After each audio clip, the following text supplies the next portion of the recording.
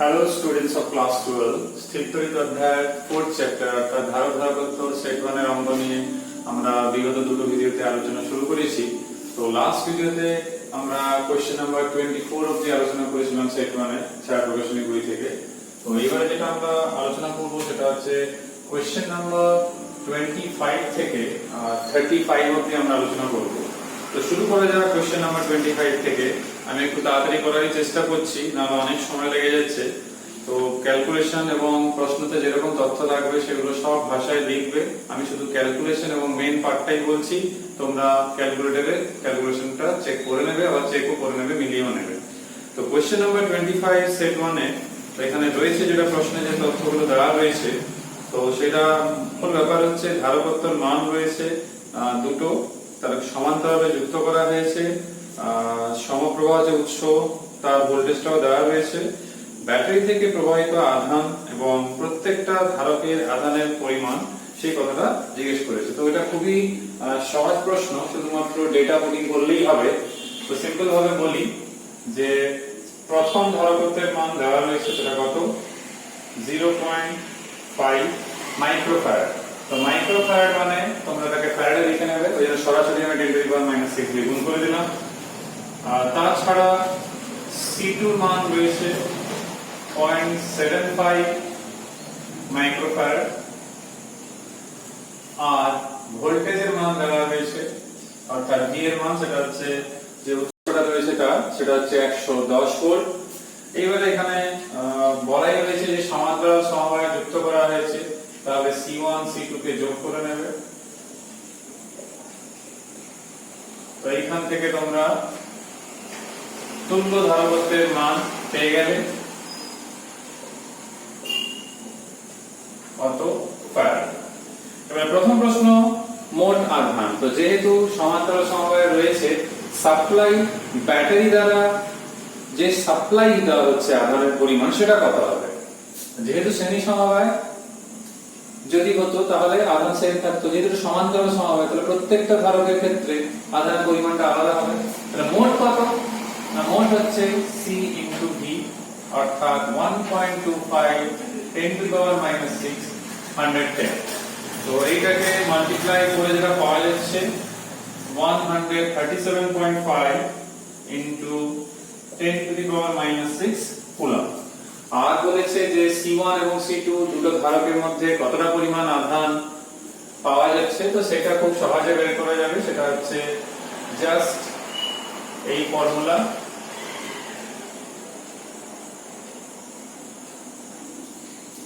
তো এই ফর্মুলার মান বসিয়ে দেবে, আমি বসিয়ে দেখেছি, উত্তর আসছে। C1 এর মান রয়েছে এখানে, C2 এর মান এখানে রয়েছে, আর V এর মান এখানে রয়েছে। জাস্ট মান বসিয়ে দিলেই উত্তর পেয়ে যাবে। নেক্সট আসে যায় কোশ্চেন নাম্বার 26। তো এইখানে দুটো পার্টে কোশ্চেন রয়েছে, একটা গুরুত্বপূর্ণ প্রশ্ন। প্রথম পার্ট হচ্ছে তুল্য ধারকত্ব, এরকম প্রশ্ন আমরা এর আগেও করেছি। দ্বিতীয় যেটা রয়েছে সেটা হচ্ছে প্রতিটি ধারকে সঞ্চিত আধানের পরিমাণ। তো প্রথমে আমরা তুল্য ধারকত্ব বের করব, তারপরে প্রতিটি ধারকে সঞ্চিত আধানের পরিমাণ বের করব। তো এর জন্য সবচেয়ে প্রথম যে কাজটা আমাদেরকে করতে হবে সেটা হচ্ছে আমাদেরকে প্রথমে ডায়াগ্রামটা কমপ্লিট করে নিতে হবে। যে ডায়াগ্রামটা দেওয়া রয়েছে সেই হিসাবে আমরা ক্যালকুলেশনটা করব। তো ডায়াগ্রামে কি কি রয়েছে না সেগুলো আগে এঁকে নেওয়া যাক। সার্কিট অর্থাৎ বর্তনীতে যা যা রয়েছে,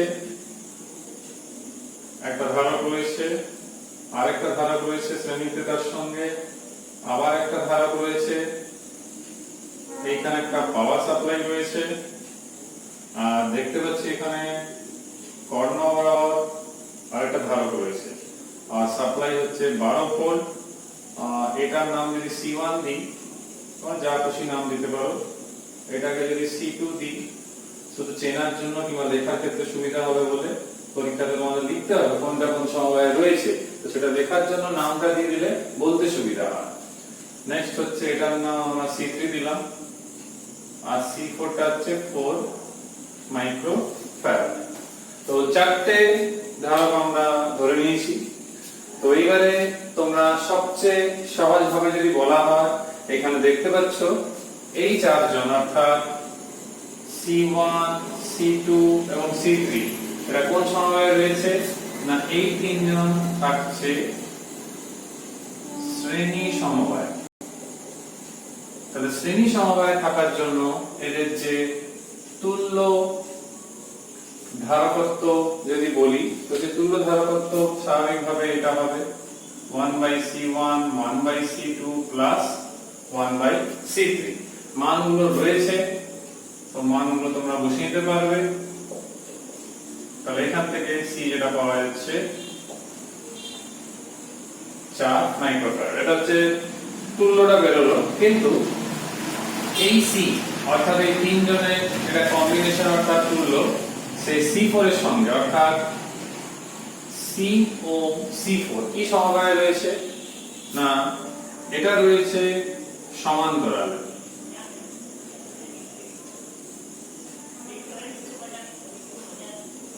তাহলে সমান্তরাল সমবায় থাকার জন্য এখান থেকে যে তুল্য ধারকত্ব বেরোবে সেটা হচ্ছে C প্লাস C4 অর্থাৎ 4 প্লাস 4 8 মাইক্রোফ্যারাড। তো এটা হচ্ছে সেই ফার্স্ট পার্ট, যেটা প্রথম দাগে ছিল, সেটা হচ্ছে ফার্স্ট পার্ট।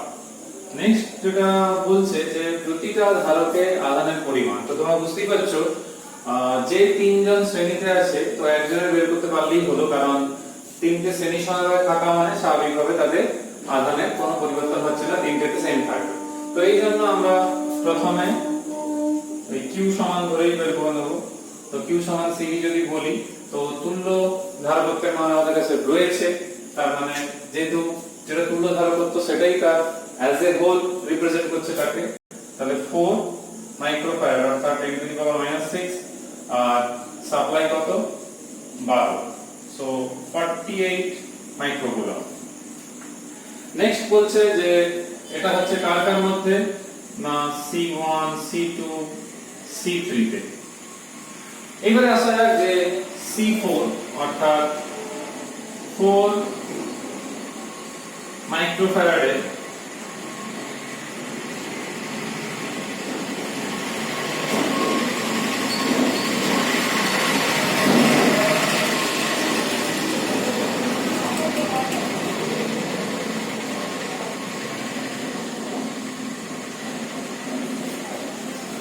এইটা যেটা পেলাম এটা হচ্ছে চতুর্থ অর্থাৎ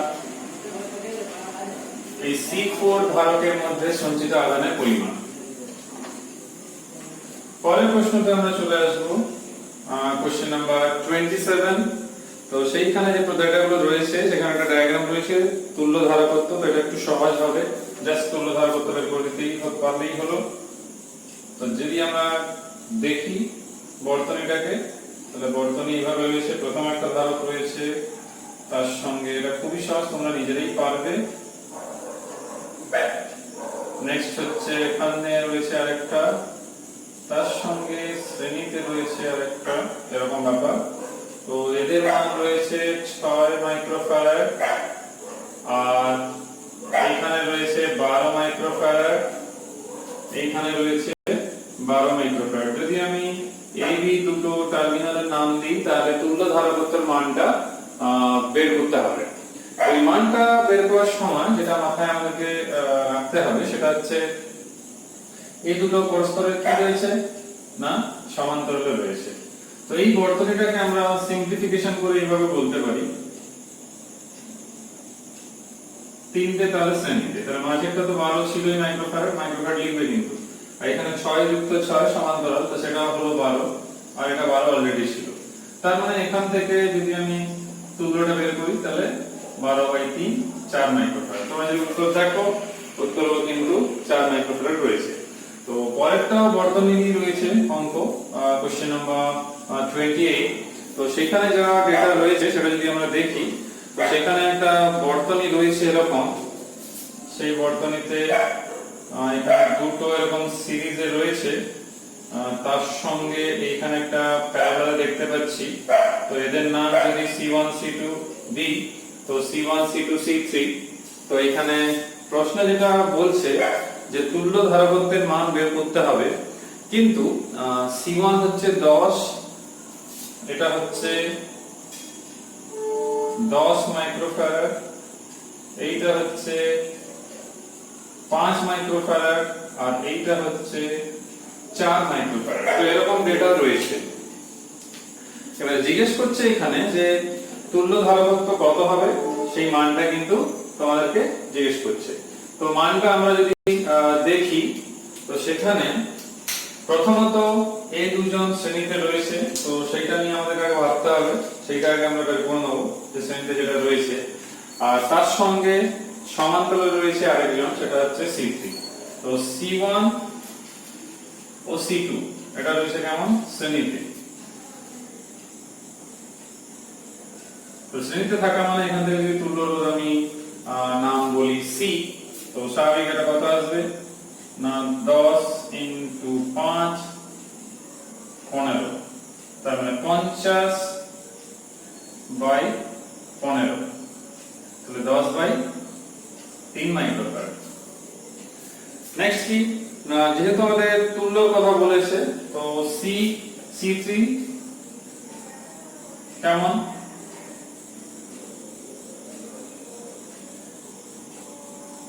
এটা হচ্ছে সমান্তরাল। তাহলে তুল্য রোধ যদি C' ধরি, তাহলে C plus C3, so 10 by 3 plus 4, so 22 এর 3। ওই জন্য দেখবে তোমরা উত্তর যদি দেখো ফ্র্যাকশনেই আছে 7.33 মাইক্রোফ্যারাড। সো এখান থেকে আমরা সেটা পেয়ে গেলাম। এটা ছিল কোশ্চেন নাম্বার 28। তো 29 যেটা রয়েছে এটাও বর্তনীয় অঙ্ক, তো আমাদের বর্তনীকেই করতে হবে। তো কোশ্চেন নাম্বার 29 আসে যায়। তো এখানে যদি আমরা বর্তনীটা দেখি আর প্রশ্নের দিকে দেখি, তো এখানে C এর মান কিন্তু নির্ণয় করতে বলছে। তো C এর মানের দিকে একটা অজানা ধারক রয়েছে। তো আগে এটা বর্তনীটা এঁকে নেওয়া যাক। তো বর্তনীতে যেটা রয়েছে সেটা হচ্ছে এখানে একটা ধারক রয়েছে, সেখান থেকে আরো 3 জন রয়েছে দেখতে পাচ্ছি। এখানে ধারক রয়েছে একটা, এইখানে একটা ধারক রয়েছে, আর এদের সঙ্গে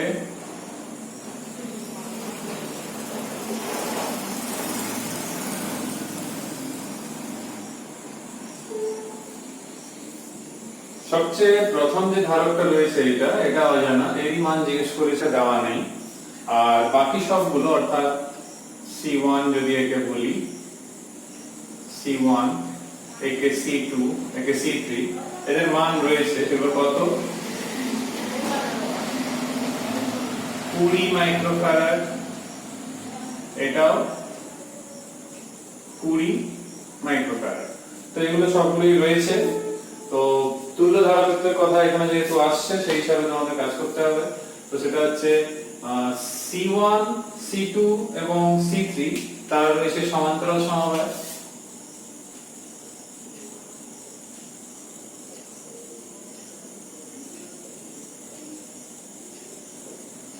তার সমান্তরাল সমবায় রয়েছে তার।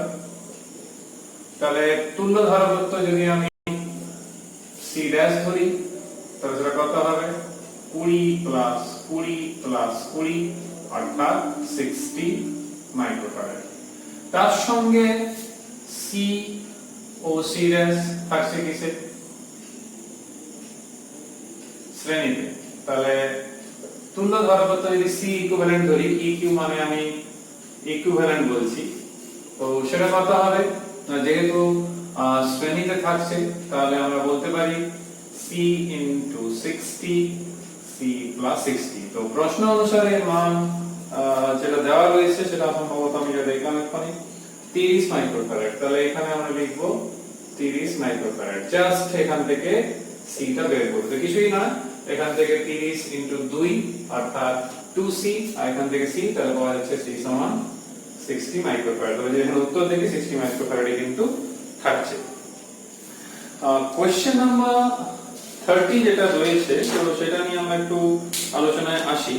কোশ্চেন নাম্বার 30 তে যেটা আমরা দেখতে পাচ্ছি, সেইখানে একটা বর্তনী আমাদের আঁকতেই হবে, কারণ তিনটে শ্রেণীতে রয়েছে আর আরো তিনটে সমান্তরালে রয়েছে। তো বলছে সমবায় দুটিকে শ্রেণী সমবায়ে যুক্ত করা হলো, তারপর সমগ্র ব্যবস্থাটি তুল্য ধারবত্ত কত হবে। তো ব্যাপারটা হচ্ছে এরকম, প্রথম তিনজন তারা যা দেখতে পাচ্ছি শ্রেণীতে আছে, অর্থাৎ এরকম। তাদের সঙ্গে যে কম্বিনেশনটা থাকছে তারা শ্রেণীতে এর সঙ্গে, কিন্তু তারা নিজেরা সমান্তরালে এরকম। যদি প্রশ্ন অনুযায়ী আমরা বর্তনীটা মোটামুটি আঁকা, তোমরা স্কেল পেন্সিল নিয়ে ড্র করবে, তার একটা পারফেকশন আসবে। হলো, এইগুলো হচ্ছে যা দেখতে পাচ্ছি প্রত্যেকটা 3 মাইক্রোফ্যারাডের রয়েছে, 3 এগুলো সব মাইক্রোফ্যারাড লিখবে তোমরা, আর এগুলো সব 1 মাইক্রোফ্যারাডের রয়েছে, সব লিখবে 1 নিউটন করে। তো এইখানে যদি আমি PQ নাম দিই, তাহলে এইটাই আমাদের বের করতে হবে CPQ মান কত। তো এই যে মানগুলো রয়েছে শ্রেণী সমান্তরাল, সেগুলো আমরা দেখে নিতে পারছি, তাহলে ইজি। তো এখান থেকে তোমরাই করবে, আমি শুধু একটু সাহায্য করছি তোমাদের। সেটা হচ্ছে যে এটা শ্রেণীতে রয়েছে, তাহলে শ্রেণীতে থাকা মানে বুঝতেই পারছো এইখান থেকে যে তুল্যটা কত হবে, না এরকম আসবে একটা।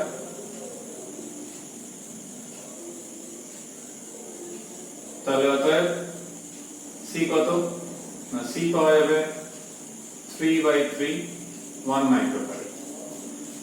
এখানে সমান্তরালে রয়েছে, যদি এটাকে C ড্যাশ নাম দিই, এটা হয়ে যাবে 3 মাইক্রোফ্যারাড, কারণ প্রত্যেকটা যোগ হয়ে যাবে। এইটা কি সমবায়, না শ্রেণী সমবায়। তাহলে সেটা যদি C ডাবল ড্যাশ নাম দিই, তাহলে কত হবে 1 * 3, এটা তাহলে 3/4। তো উত্তর তোমরা দেখতে পারো 0.75 রয়েছে। তো 3/4 মানেই কিন্তু 0.75 মাইক্রোফ্যারাড। তো এইভাবে অ্যাপ্রোচটা করতে হবে। কোশ্চেন নাম্বার 31 এ আসবো আমরা। এখানেও একটা বর্তনী রয়েছে, কারণ এই 31 থেকে শেষ অবধি যে 43 অবধি অঙ্কগুলো রয়েছে, এগুলো সবই কিন্তু আহিত ধারকের মধ্যে সঞ্চিত শক্তির উপরে।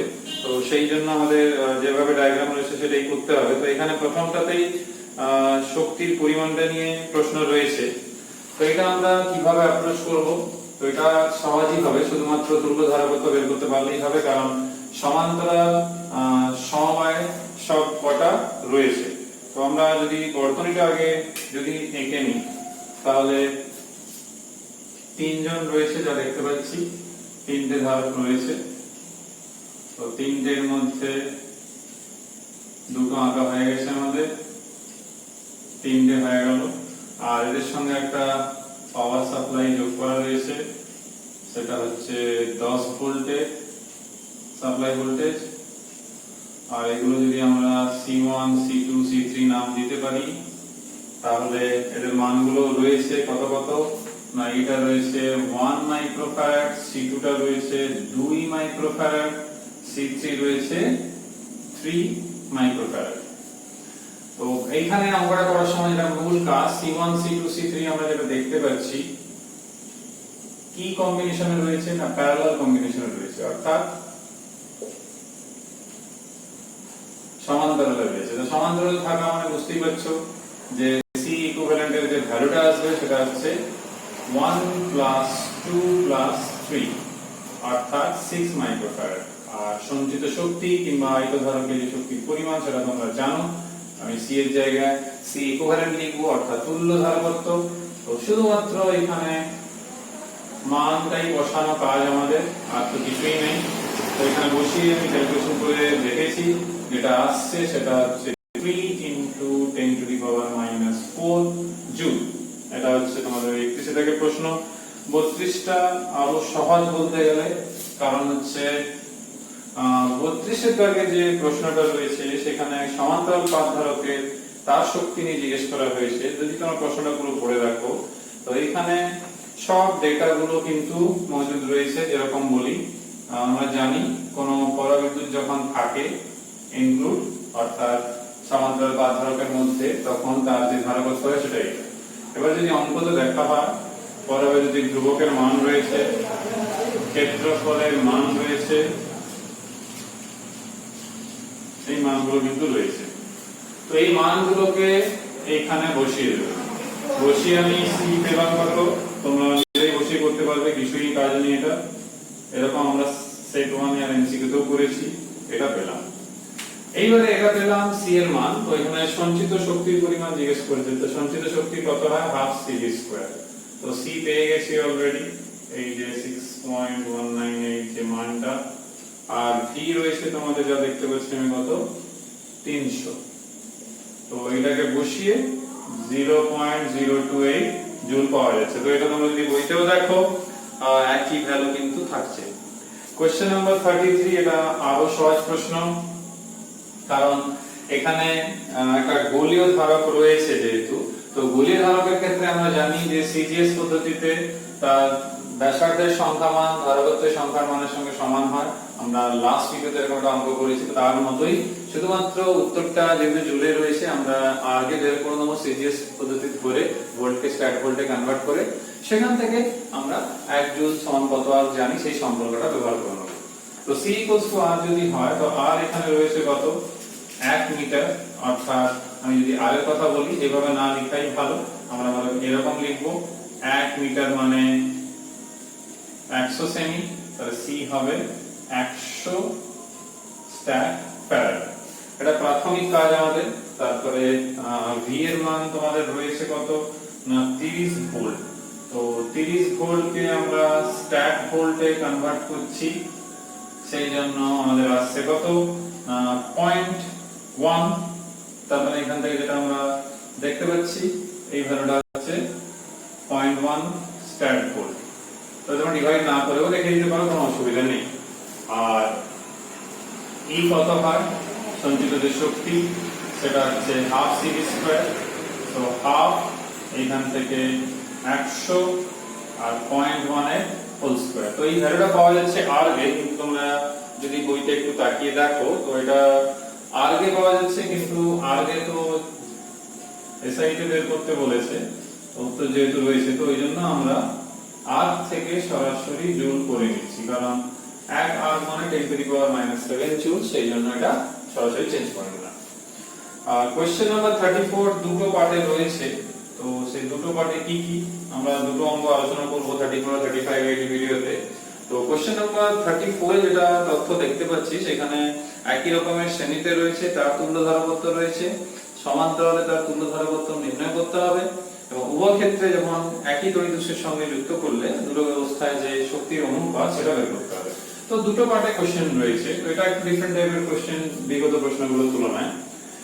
তো এখানে সবচেয়ে প্রথম হচ্ছে, যেহেতু শ্রেণী সমবায়ের তুল্য রোধ রয়েছে সেটা কত না 2 মাইক্রোফ্যারাড দেখতে পাচ্ছি প্রশ্নে। তো একই রকমের যেহেতু বলেছে, তার মানে তাহলে এখান থেকে সি পাচ্ছি কত না 6 মাইক্রোফ্যারাড, কারণ 6 ছিল বলে সেটা 2 হয়েছে, 6/2 সরি 6 তিনটে ছিল, তো 6/3, সেই জন্য 2 এসেছে। তো এইবার বলছে যে সমান্তরালেও তার বের করে নিতে হবে, সমান্তরালে কত হবে c + c + c, অর্থাৎ এখান থেকে যে c টা আমরা পেলাম, তো এই সেই c গুলোকে যুক্ত করলে কত আসছে 6 + 6 + 6, তাহলে 18 মাইক্রোফ্যারাড। তাহলে সমান্তরাল সমবায়ের প্রথম পার্টটা হয়ে গেল, যে সমান্তরাল সমবায়ের তুল্য ধারকত্ব কত হবে না সেটা এটা। এবারে জিজ্ঞেস করেছি কি শ্রেণী এবং সমান্তরালে যে সঞ্চিত শক্তির পরিমাণ হবে একই তড়িৎ-উৎসের সঙ্গে যুক্ত করলে, অর্থাৎ v এর মান সেম থাকছে, সেটা কত না, যদি আমি প্রথম ক্ষেত্রে আমরা যদি নাম দিই E1, তাহলে প্রথমটা কত হবে হাফ CS v²। দ্বিতীয় ক্ষেত্রে যখন সমান্তরালে ছিল হাফ CP v²। অনুপাতের প্রসঙ্গ যেহেতু এসেছে, তাহলে E1 E2 করলে half CS v² half CP v²। তো হাফ এবং v² তো এমনিও বার সেম যেহেতু, তো CS এর মান আমরা দেখেছি 2 আর এটা হচ্ছে 18, সো 1:9। তো আমরা যদি দেখি প্রশ্নতে 1:9ই আছে। তো লাস্ট প্রশ্ন এই ভিডিওতে আলোচনা, সেটা হচ্ছে কোশ্চেন নাম্বার 35, একটু ডিফারেন্ট। তো এখানে যেটা রয়েছে যে শক্তি কি পরিবর্তন হবে আমাদের স্থির তড়িৎ শক্তি, তো সেটা হচ্ছে যখন চার্জিং করা হয়েছে ব্যাটারি যে ভোল্টেজ, তার ভোল্টেজটা আনচেঞ্জ অবস্থায় থাকছে, অপরিবর্তিত অবস্থায়, এবং একটা সমান্তরাল পাত ধারককে তার যে ব্যবধান ছিল 10% কমিয়ে দেওয়া হয়েছে। তাহলে সিম্পল লজিক যদি বলা হয়, সি আমাদের এরকম থাকে, এবার যদি পরাবিদ্যুৎ থাকে তাহলে এখানে একটা পরাবিদ্যুতিক ধ্রুবক গুণ থাকবে উপরে কে। তো এখানে যেটা বলছে, যেহেতু এখানে কোনো কিছু ক্রিয়াকে আমাদের কিছু বলা নেই, সেজন্য আমরা কে ধরবো। তো প্রথমে আমরা এটাকে C1 নাম দেবো আর এটাকে D1 নাম দেবো, কারণ ক্ষেত্রফল দ্বারা পরিবর্তন হয়নি, শুধুমাত্র প্লেটগুলোর মধ্যে দূরত্ব পরিবর্তন হয়েছে। সেই দূরত্ব কত পরিবর্তন করেছে প্রশ্নে, সেটা যদি আমরা দেখি, প্রথম ক্ষেত্রে এটা, দ্বিতীয় ক্ষেত্রে দূরত্বটা বলা হচ্ছে যে 10% চেঞ্জ হচ্ছে। কি রকম 10%? না, হ্রাস পেয়েছে। তো হ্রাস পাওয়ার জন্য মাইনাসটা করলাম 10%, ওই জন্য 100 দিয়ে ভাগ পার্সেন্টেজের জন্য। তো এইখান থেকে যেটা পেলাম 9d1/10, কারণ একটা শূন্য শূন্য এমনিও কেটে যাচ্ছে। তো এর জন্য আমরা c2 টা পেয়ে যাব। তো c2 টা কত হবে? k epsilon 0 alpha by 9d1/10। তো এবারে কি জিজ্ঞেস করছে না, বলছে যে শক্তির যে পরিবর্তনটা আমাদের বের করতে হবে। তো শক্তির পরিবর্তনটা বের করার আগে একটা জিনিস মাথায় আমাদের রাখতে হবে, E = হয় হাফ c স্কয়ার। তো এখানে দেখো ব্যাটারি উৎস শেন, তাহলে V চেঞ্জ হচ্ছে না। সো E এর সঙ্গে C এর সম্পর্ক বুঝতেই পারছি, যখন V ধ্রুবক তখন E সমানুপাতিক C হচ্ছে। তাহলে E1/E2 যদি আমি করি, তো সেটা কত পাওয়া যাবে?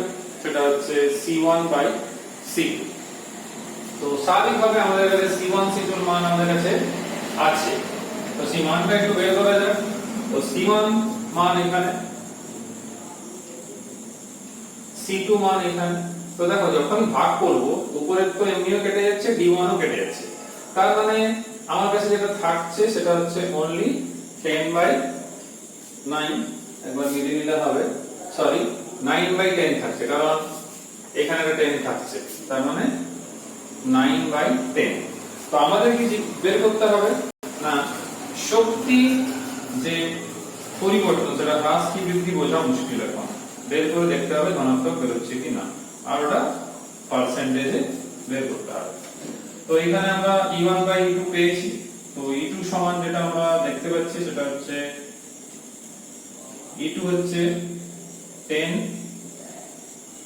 এইটা কারণ উপরে একটা E1 কমন যাবে, E2 সমান 10/9 ইনটু E1। তাহলে একটা এখানে একটা E1 কমন যাচ্ছে, নিচে একটা E1 আর উপরে পার্সেন্টেজ। তাহলে এখান থেকে দেখো 10 আসছে, তাহলে 10 - 9, তাহলে 1/9 ইনটু 100, সো 11.2%। যেহেতু পজিটিভ কোয়ান্টিটি, ওই জন্য আমরা বলবো বৃদ্ধি পাচ্ছে।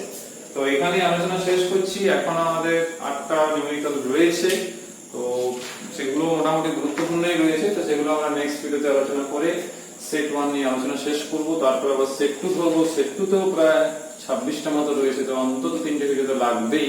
তো এই চ্যাপ্টার একটু অনেক বেশি নিউমেরিক্যালস থাকার জন্য, অনেক টাইপের নিউমেরিক্যালস আসার সম্ভাবনা থাকার জন্য আমাদেরকে করতে হবে, তোমাদেরকেও করতে হবে। তো আলোচনা এখানে শেষ হচ্ছে, পরের ভিডিওতে আবার তোমার সঙ্গে দেখা হবে। সবাই সুস্থ এবং সাবধানে থেকো। Till then, by.